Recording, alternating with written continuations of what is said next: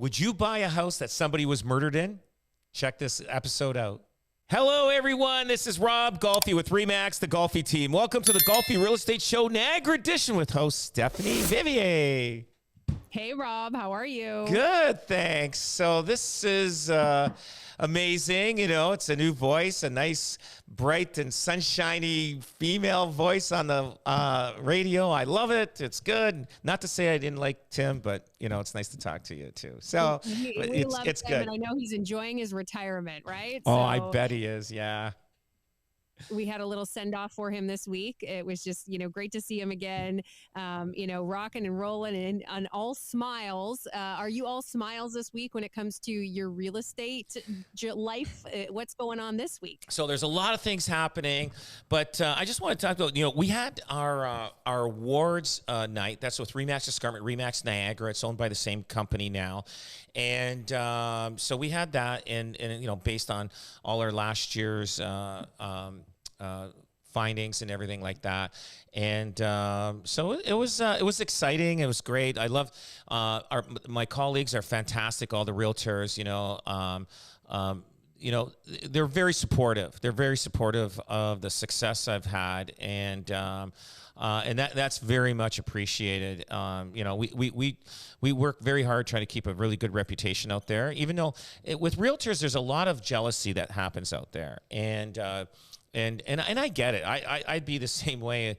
Like when you go on evaluations or you go on anything, you're competing, and a lot of times we get it, but but they understand it because they know we've invested tens and hundreds of thousands of dollars in preparations and in our systems. So it is hard to compete against us unless you're a family friend. But yeah, the awards was incredible. It was fantastic. I won. They gave me a lot of accolades, like awards based on, different things. Well, let me jump in here, Rob, because I can see you're kind of dancing around. It's always uncomfortable when we're going to pat ourselves on the back, but I have to pat you guys on the back. You guys actually won #1 real estate team for the Hamilton, Halton, Niagara region. So congratulations for that. Thank you. I appreciate that. You have a lot. You guys must be racking up awards at this point. Oh yeah, we got. We're opening up a lot of offices, and so we'll just spread them out, all the different offices out there, so it doesn't look like this one room full of all these crystals and awards that are happening. So we're going to spread them all out for sure. So how does that work with the awards? Is it based on volume, customer?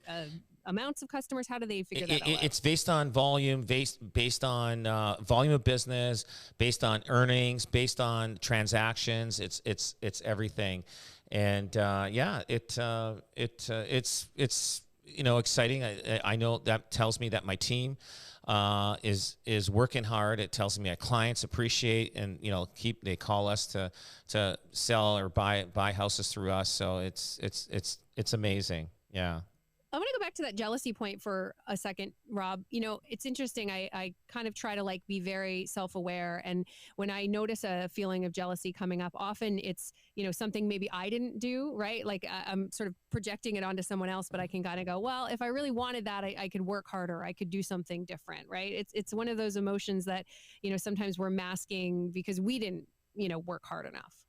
Oh, absolutely. You know what? It is everybody works at a different pace. Now, in my DNA, I have my DNA is different. If people that know me meet me in person and everything, I am a lot of energy. I do have what's the word? I do have ADD. So that means I struggled growing up going to school because my mind would always be going different directions all the time, and I'm probably hyper too. So, but a lot of times, but what happens is you had to teach yourself how to learn. You had to teach yourself. So what happens is we had to work harder to do the same thing that any average person would have to. I had to study more than the average person did. I had to do different things more. So it was embedded in me to work harder to get the results that I wanted.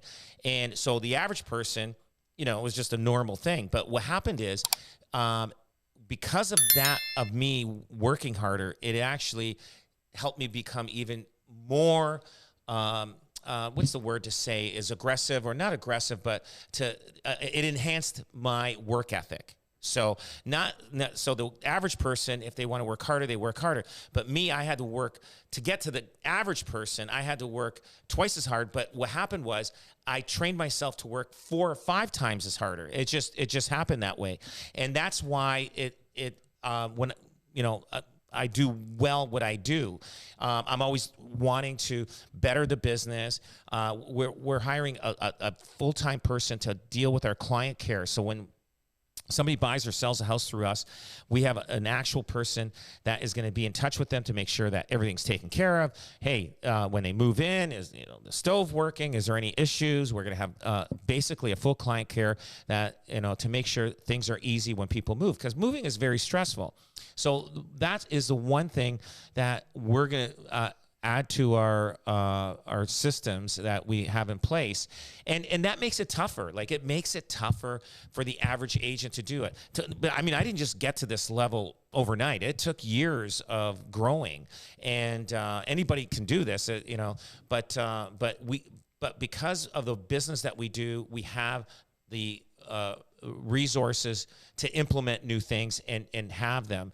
And what happens is it just increases we do more business because of it. And so that's why, it's funny. You ever see remember the cartoon where you got the coyote and is it the sheepdog that goes into the quarry? Yeah. It's like it's Ralph and Sam, I think it was, and the coyote goes in there and trying to chase is it the Roadrunner they was trying to chase? I think it was the coyote and the coyote and the Roadrunner. The coyote and the Roadrunner, and they basically punch a clock when they go in, and they're at each other's throats, trying to kill each other and whatever. And the Roadrunner always gets away. But then after they punch clock out of the quarry, it's like they're friends. So it's the same thing in real estate. So when we're in the battle of working and doing real estate, it's like, it's pretty aggressive, it's pretty tough. But then after, when you see them at a function, hey, how's it going? Like your best friends. It's like what the hell happened here? What are these people? This guy was just yelling at me like 2 weeks ago, and now he's my best friend. But that's how it is. I always describe that's how realtors are when they're in the heat of the business.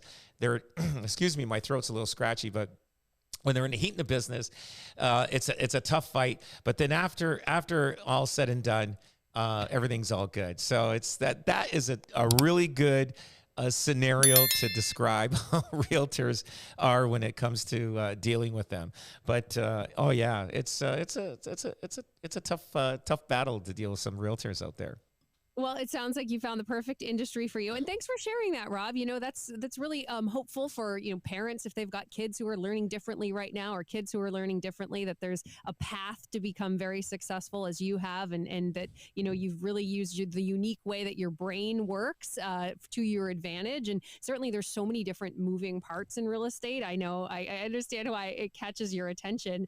I wanted to ask you, a little bit more about the industry, because, one of the things that you offer on your website is that free home valuation. You were telling us about that, about the AI that you have that can kind of give you some good idea. But then people will call for actual evaluations, but sometimes their motivations are not necessarily the most pure, right?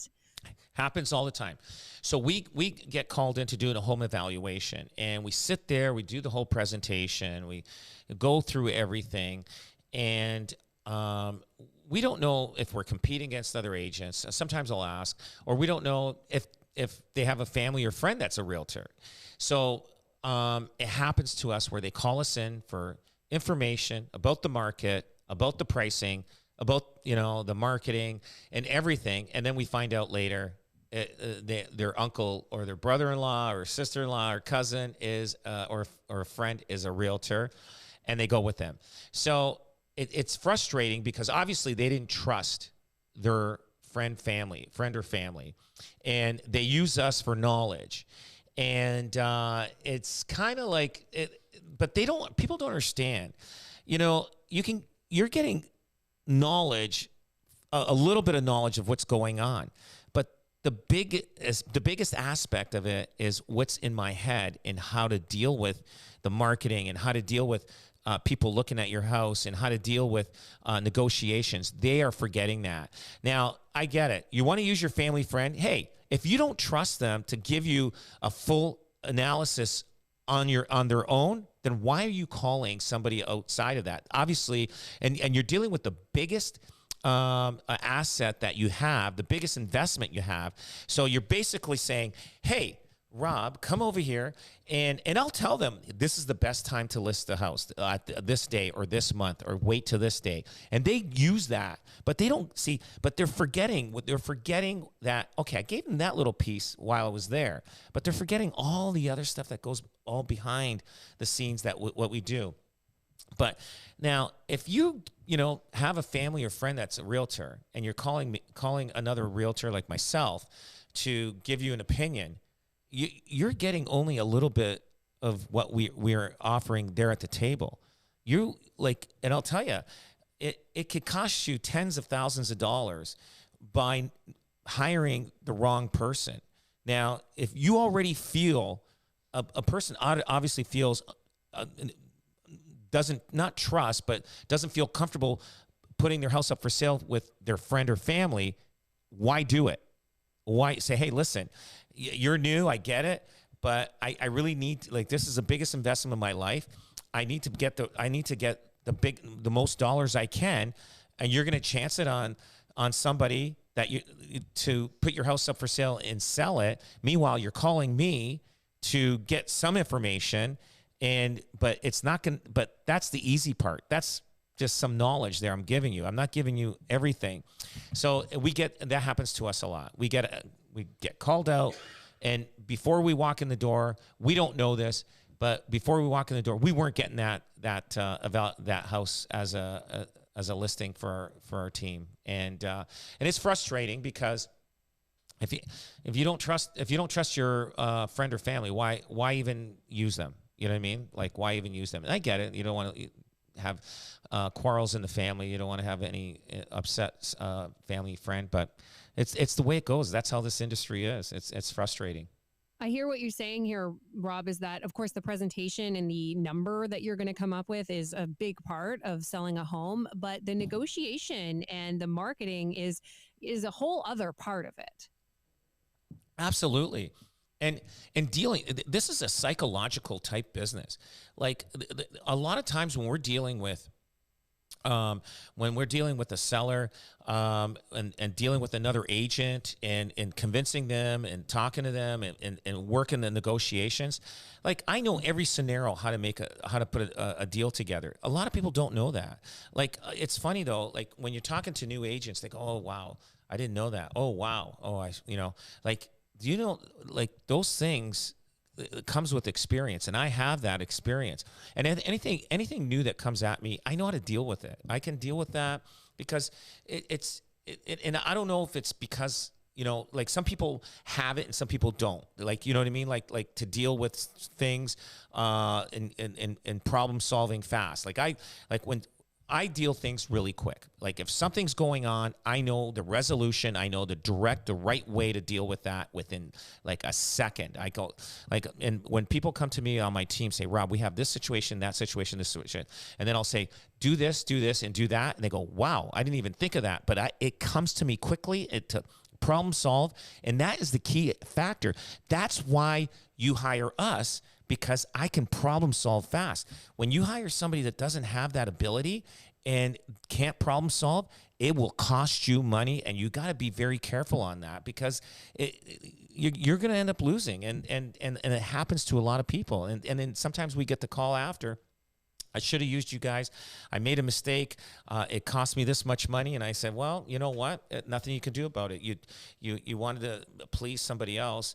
And instead of, help yourself to get the most amount of money for your house. And it works on both ways, even as a buyer too, when we're representing buyers. Already great conversation with you, Rob. And I love when you bring us all of these stories that have to do with the world of real estate. This one's super relatable. You know, you go and you pick a house and you look, oh, this is the kitchen I want. This is the location I want. Look at that beautiful tree in the backyard. I can see my kids playing here, but you never really get to like interview the neighbors. You know, did people ever call you just to move because they can't stand their neighbors? Oh, steady all the time. It gets pretty bad. There's some ugly stories out there, and it's brutal. So to tell you, we had this one couple that I knew, and they lived next door to this, and this was a townhouse complex. They lived next door to these evil people, and literally the condo corp kicked these people out. They owned the property. They were forced to sell. If they didn't sell, they would have been. I think the condo corp would have taken over. They terrorized the complex. They terrorized them, and so they were forced to sell. But you're not going to believe this, right? Okay, I had nothing to do with the sale of that one, and the people next door to these people. They were telling me, because I knew them, and they were saying, Rob, these people, like, we don't know what to do. And I but it took about 2-3 years to get rid of these people out of this complex because they were forced out. And if you live in a condo complex, they're in the contract, it does say that if you're not abiding and you're not, being good or whatever in the complex, they can force you to sell and you have no choice. So they were forced to sell, but you're not going to believe this. And I didn't find this out till later. So I have a condo for sale in a complex. And so we deal with an offer. I didn't represent these people. They had somebody represent them. They put the offer in. And then I find out later, oh my God, it's the same people buying into a different condo complex. And I'm like, and it's the condo building. I represented the sellers of this. I'm like, oh my God, these neighbors here are going to go crazy. I didn't like, what do? You can't I don't know. Okay. They were evil in that complex. Are they going to be better in this complex? Obviously they learned a lesson not to be idiots. And, so do I tell the neighbors good luck? It's like, do you want to sell your house now? I don't know. So I don't know, but you know what? I'm going to follow up and find out what's going on in that complex and see if they're terrorizing that complex. And, but yeah, I didn't find we deal with a lot of deals, a lot of offers and stuff like that. And, we don't, but then after you look at the names and then I talked to the people from the previous condo, build area. And these were townhouse condos. They were townhouse condos, not condominium, not apartment style. When I realized that it was these people, I was like, I felt bad for that complex. It's wow, they were that bad. It's like you get a raccoon out of the attic and you send him to another location. He's going to go to somebody else's attic. You know what I mean? You know how these pest control people, they go, well, pest control people are realtors for animals, for rodents. They just move them around, but yeah, it was, I'll never forget that. That was pretty crazy on that story. Oh, and it happens. I mean, to literally be forced to sell your unit in a condo, you have to be pretty evil.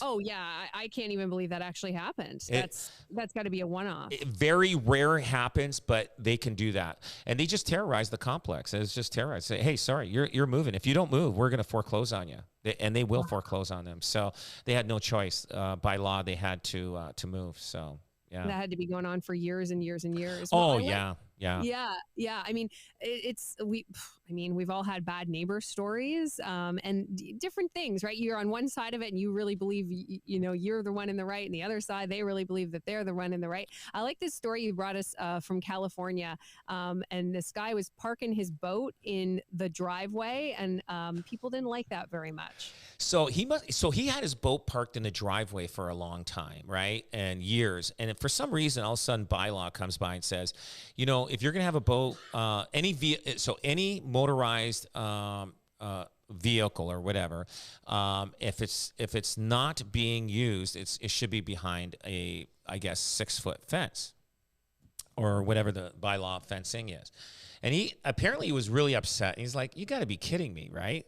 You know, it's in my driveway. It's not bothering anybody." So so apparently he called the city upset, but then he says, "You know what?" He calls back and says, "Hey, I'm really sorry. I'm going to put my 6-foot fence." So you know what he does? He puts a 6-foot fence to cover the boat, but he has a friend paint the mural of the actual location of the boat. So it looks like did you see the picture of it when I sent you? Oh, Did you? it is so good. No, he didn't only just paint the boat, he also painted the driveway, he painted the trees, he painted the side of the house. So when the fences close, it just looks like you're looking at the boat because the boat peeks up over top. That's right, and it's connected. You know, the big bar that goes over the boat. It actually lines up exactly to the mural that they painted on the fence.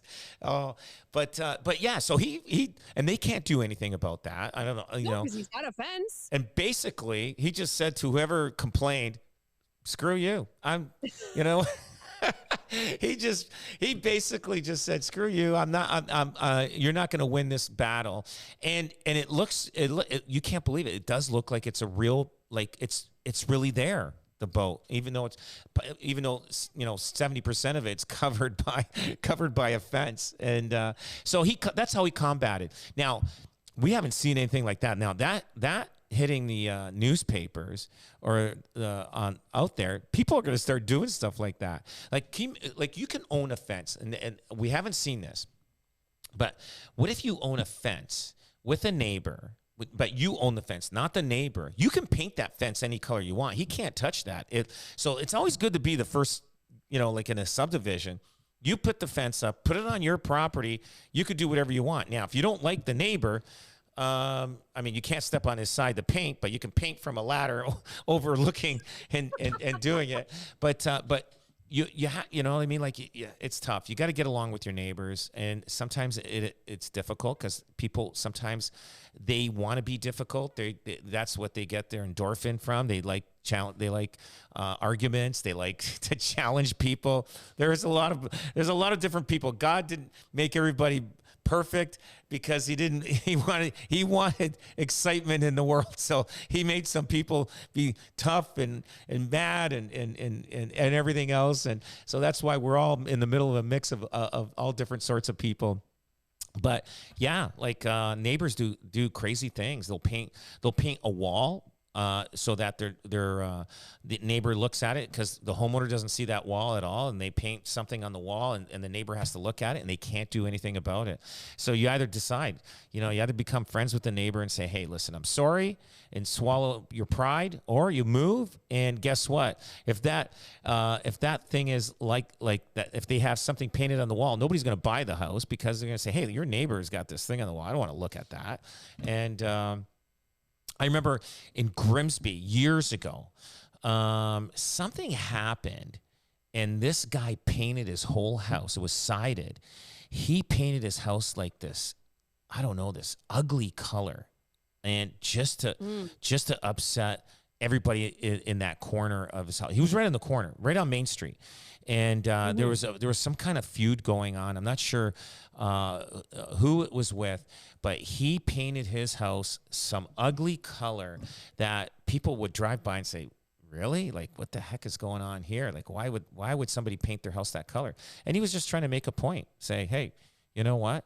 Like whatever he was challenged with, whether it's a neighbor, whoever, he painted his house this ugly color, and people drive by, and the focus was on that house, how ugly it was." And right. So nobody wants to live next door to an ugly house, right? I mean, no, and it's hard to see. Like, I know, you guys do a lot of suggestion about what people should do in their homes in order to make them more pleasing when people are coming in to look at them when they're selling them. So you can imagine just like that coat of paint in the living room, what a difference that can do. It's hard for people to really look at a house and imagine it being a house they want to live in if it's a really ugly color. Oh, absolutely. You got to look at the neighbors' houses too, see how they take care of it. If you got a neighbor that's got junk all over the place, you don't want to live next door to that. Like, it's just, and then if they paint their house like weird colors and stuff like that, like, it's not only you're looking at the house that you're buying, you're also looking at the neighbor's house, how they take care of it, and how they manage it, and if there's no garbage around it. You got to look at everything when you're buying a house. And sometimes I'll tell you, going a little off, the best information you get is from neighbors when you're looking at a house. So do you do that, Rob? Do you recommend the potential buyer go and chat with the neighbors? Yeah, sometimes it's good. You know what I mean? And you got to take it with a grain of salt, because sometimes neighbors, they divulge a lot of information, and you have to read between the lines. Sometimes a little bit too much, and you're thinking, okay, but if you talk to a couple of neighbors, they'll tell you the history of the house. Oh yeah, I had this problem years ago, but they fixed it, but I think they still have that problem. You know what I mean? Like Right. like neighbors are great. They're your best friends when you're living there. But when the new homeowner comes and starts asking questions, they divulge information, like a lot of information, and they'll give you the history on the house and what's going on with it. If they, party a lot or they don't, you know what I mean? Like everything. Yep. Yeah. Like neighbors are a good source of information when you're looking at buying a house. And you get it. You know what? You can get a tendency, because maybe you ask one neighbor, and they'll say, yeah, the neighbor on the other side of this house that you're looking at is crazy, and they do different things. And you kind of go, oh, okay, now you're going to investigate more and try to find out what's going on. And you want to find out the history of this property. Maybe it sells every 3-4 years. And if it's selling every 3-4 years, that means there's a history of people moving in and moving out fast on these properties. And you want to know why why nobody is staying there a 5, 10, 15, 20-year time, right? Like why is this one property got such a turnover? So that's important information, and every realtor has that information. Yeah, you'd be able to say, okay, I noticed this house, sold in 2019, 2015, whatever it is. Yeah. And then the neighbors might have an idea about that. Or it could just be as simple as, maybe it's a starter house and it's a young family moves in, they have a couple kids, they move out, right? So it's like you can't really tell the whole picture behind that history, but that history is important. Oh, very important. History tells everything. And it's always good to know everything about history on a house. I know when I'm looking at houses, I always look to find out, what's going on in the neighborhood. And you can find out, I guess if you go online in some areas, I'm not sure that you can't find out if there's a lot of police activity on the street. You can find that out. I mean, okay. Yeah, it doesn't really help that much. I mean, maybe it could be a lot of domestic disputes. It could be that if there's a lot of break-ins, it's hard to tell. Like, you know what I mean? Like, but another thing is it's good to find out, hey, are there a lot of rodents in the area that, like if you're near like open fields, if you're buying a house on the farm, near a farm or next to a farm, be prepared. You better have pest control, because rodents, coming in from the farmer's field, they're going to try to get into your house in the wintertime. So if you've got, if you're prepped for that, you're fine. But if you're not, you're going to have some problems, and you don't want these mice. They like to quadruple themselves every day. So you got to be very careful. And history, it's always good to ask a lot of questions. And a good realtor can give you will know what questions to ask, depending on where the house is and how old the house is and everything else. Yeah, that's the important part about the experience. Is like, you almost don't know what questions to ask because you've not been in a situation before, or you haven't lived it. Okay, this house is beautiful, but there's fields around. You're not even thinking about that because you haven't lived in that kind of situation. So I know you guys are great on the Golfi team about filling in those blanks for everybody. And there is a story, Rob, that I have been dying, pardon me using that word, to ask you about. And it's about a property in Fort Erie where 2 women were actually killed. And we're going to get into that coming up next. Welcome back. This is News Talk 610 CKTV and the Golfi Real Estate Show, Niagara edition. Rob Golfi, always a pleasure. Are you having fun? I'm having fun. Love it. I love it. It's great talking about different things. And what's happening out there. And but yeah, some good subject lines out there. You know, people like to. I'm sure people like to hear about what's going on in real estate and house values and all that kind of stuff. So I'm having fun for sure. They do, and you bring so much knowledge whenever you come on the show. And I'm a little bit of a true crime buff. It's kind of a thing people are into, and I always wonder. I watch all these true crime shows. I always wonder, like, what happens with the house, Yeah. right? What happens? Do you have to tell people that something has happened there when you sell a house? And there's actually a story right now about a 40 acre property, and two women were killed. So people might know that who live near there. We were talking about, talking to the neighbors. But is that something legally in Ontario you would have to disclose to potential buyers? It is. It is in Quebec. They do have a law that requires sellers to disclose when a person has died an unnatural death on the property. But every province is different. But you should disclose in Ontario if somebody has been murdered in the house. And if somebody doesn't ask the question, and they move in, all the neighbors are going to come in. Wow, we were hoping somebody nice would buy this house because we didn't know because of the murder that happened last week or whatever that happened last year. You don't want to be the person that's moved in and all of a sudden everybody on the street knows you moved into a house that somebody was murdered. But it is good to disclose. But always Google the address because it will have whatever, if there was any crimes on that property. So if you Google the address of the house, what you're looking at, and just keep searching through, go to page to page to page. Something will come up. If nothing comes up, then it looks like it's pretty clear because if there was a murder, chances are it hit the newspapers and you'll know that information. But you should disclose. We would disclose regardless. And a lot of times suicides and natural cause is not such a big thing.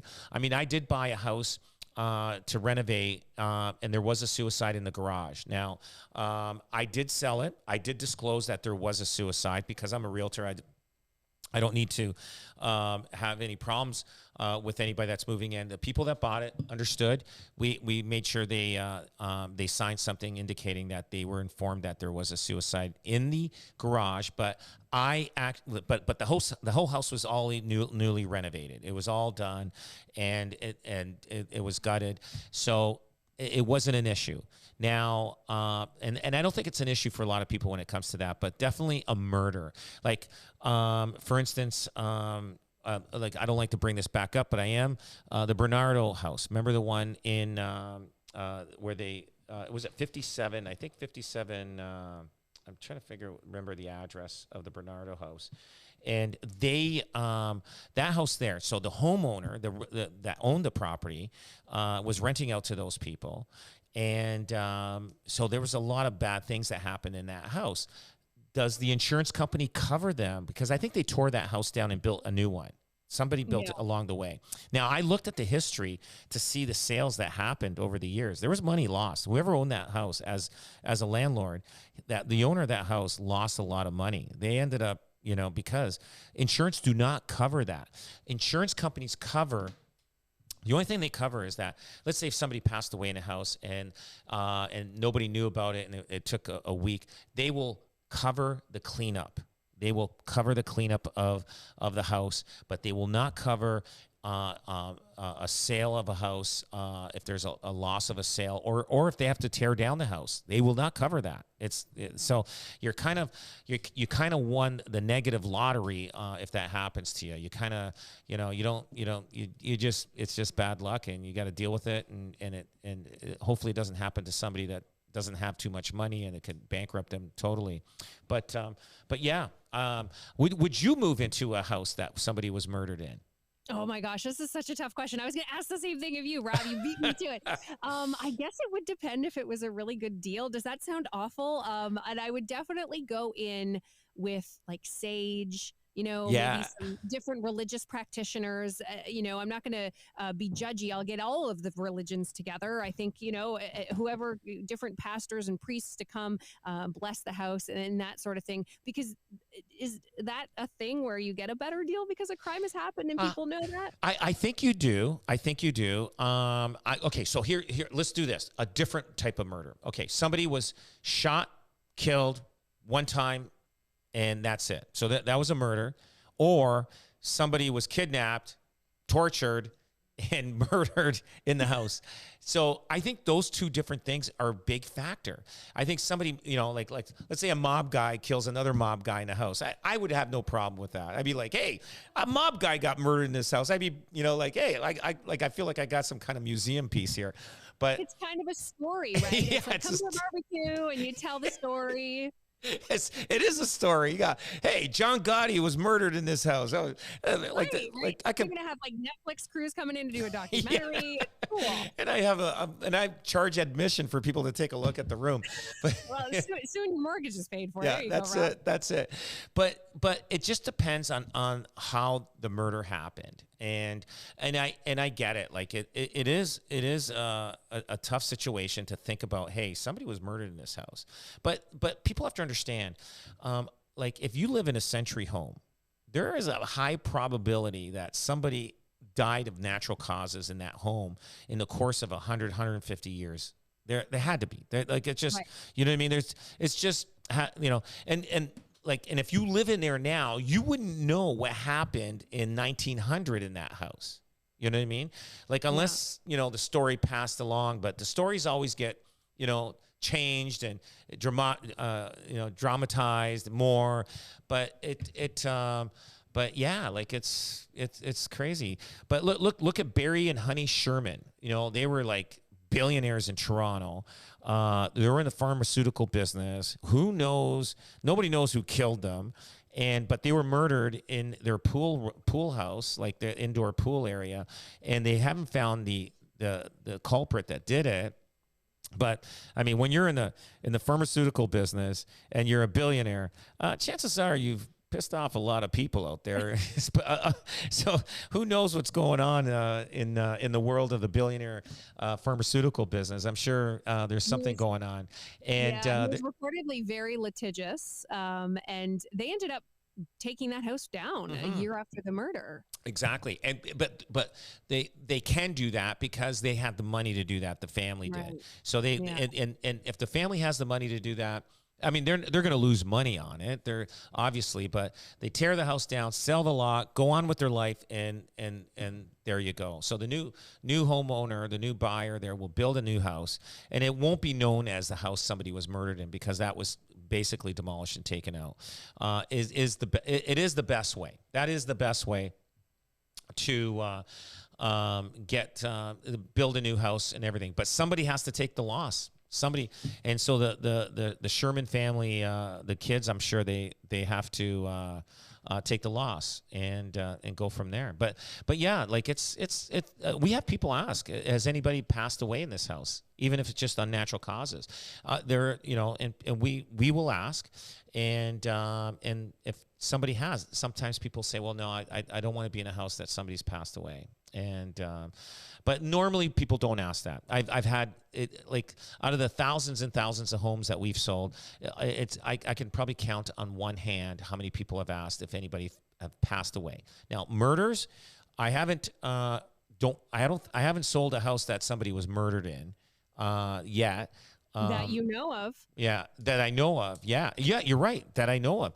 But I was searching in Niagara. There's been some murders in these old homes in Niagara. I'm sitting and talking to you at 12 Yates Street, that was built in 1860. Yes. Yes. So, but nobody, knows what's going on. And there was a lot of murders back in the 1800s, and people got away with it. Like, some people disappeared. They just say, hey, I don't know. He didn't show up to home one day. Okay, no problem. The police say he didn't show up. Okay, no problem. We'll see you later. Okay, have a good day. I mean, back then it didn't matter. I mean, but now, I mean, people search and it's hard to get away with murder, especially, getting away with murder you know, if you murder somebody in the house and try to take somebody away and bury them, I don't know, whatever. But yeah, definitely, there is a lot of stories like in these, you know, old mansions from way back from the 1800s. And I think something was mentioned about Oak Hall. I'm not sure because the Harry Oakes, the original, he got his fortune from I think the Bahamas from or something like that. Oak Hall, from gold, the gold rush days or something like that. That's how he made his money. And he bought basically most of Niagara Falls and donated the parkway to the city way back. But and I think the Oakes family still own the whole right side of Clifton Hill. If you're going down Clifton Hill, the whole right side of Clifton Hill. Wow. Phil and Harry Oakes, they you know the Ferris wheel and everything on the right side is owned by them. So yeah. Wow. We're turning into a history show here, Yes, Rob. yes, yes. I love it. It's great. We got to talk true crime sometime. You and I have to grab a coffee. But I Absolutely. do want to ask you about a surge of listings in April. And this is a report from CREA, so the Canadian Real Estate Association. Is that something that we're seeing here locally in Niagara? Yes. So what's really kind of worrying me is I don't understand why, but Niagara Falls is got the highest what do you call it? What do you call it? Months of inventory in Niagara Falls. Like March, it had 5.1 months of inventory in Niagara Falls. April, 4.4 months of inventory. Now, when we look at Welland, right now it's at 2.9 months of inventory. And St. Catharines at 2.8. I don't understand what's going on in Niagara Falls. Something is happening, and I don't know because Niagara Falls was a hot spot, and I don't know if it's because mortgages are coming up and a lot of people are putting their house up for sale, but a lot of houses are going up for sale in Niagara Falls right now, and it's hard to understand why. But it is a buyer's market, especially in Niagara Falls and different parts like Hamilton, Halton areas and Brantford, and you know, the months of inventory about 2.5 months, which is kind of a normal, basic, nice, healthy market for especially for buyers because it gives them time to, you know, look at the house, maybe look at it twice, put an offer in, put you know, a home inspection clause in there if they're going to put an offer in. They don't have to compete against anybody else, which is fantastic. But yeah, it is a bit of a buyer's market, I don't know how long that'll last. Like it will be balanced eventually, and then sometimes it sways to more of a seller's market, buyer's market. But it is a good market, a healthy market for everyone. For sellers, I know they want a lot more money for their house, but if the market's not willing to pay, nothing you can do about it. And if you're in Niagara Falls, you got to price your house right on the nose. You got to price it exactly what the value is, and you'll get it sold. But it is a buyer's market, more so of all in Niagara. Niagara Falls is right now is a good place to buy. Okay, that's some great information because this week, the business professor that we have on the Niagara in the Morning show was saying that he really does think the interest rate cut might be coming as early as June. And I know, from our last conversation that you were saying, like, don't wait for that cut. You really should be getting in there now because that's when people are going to jump in. Absolutely. Yeah. So find something you like, buy it. And you know what? So I just renewed a mortgage and I just put a 1-year term on it because I know the mortgage rates are going to be less next year. So it's a little bit of a short-term pain on a little bit of a higher interest rate for 1 year, but then when next year I'll lock in for 5 years and then I'm good to go. But you just have to you have to play cards with knowing when the interest rates are going to come down. I remember the early 90s, when interest rates were 12-13%. I was like renewing every year, like an open 1 year, because I knew the interest rates were going to come down eventually, and they do come down. But when you're at 12-13%, believe me, you pray for them to come down. And but yeah, no, I just renew it 1 year at a time, and then once it's I know it's good, and I'm good for another 5 years on that mortgage, and then just keep going on. You always have the great tips and tricks for us, Rob. Tell everybody where we can find that free home evaluation and how we can get in touch with you. Yeah, give us a call. You can give us a call at 905-641-0308, or go to, you can email me, Rob Golfi at golfiteam.com, or just go to our website at robgolfi.com, or you can get an instant home evaluation, and but don't, like, it just gives you a general number, and it works probably about 95% of the homes when you plug in your address in. Go to golfihomevalue.com. Golfihomevalue.com gives you a general idea what your house may go for, but to get a real good value, call us. We'll come there to your house, and we'll give you the number that a willing buyer is willing to pay for it.